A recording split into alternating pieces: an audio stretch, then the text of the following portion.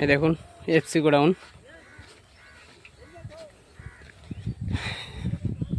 যেখানে সব বাইরে থেকে মাল এসে এখানে আনলোড করা হয়।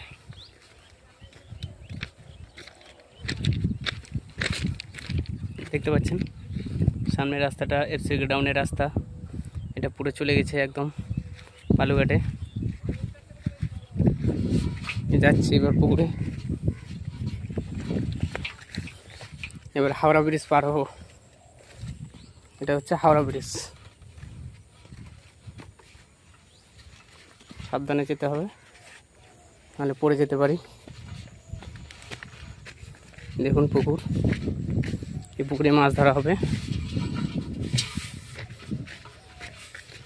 চারিদিকে প্রচুর মাঠ, ডোবা জায়গা।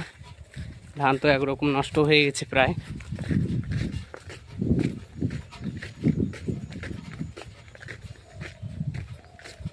যাচ্ছি আমি এখন।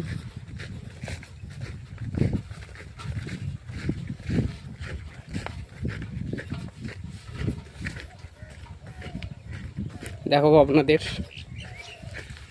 মাছ ধরাও দেখাবো।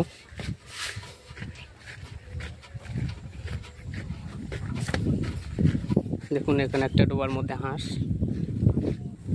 হাঁসগুলো একদম চাষ করছে।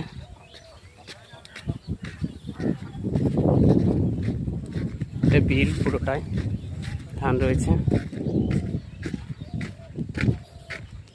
পরের ভিডিওতে দেখা হবে, আপনাদের মাছ ধরা দেখাবো।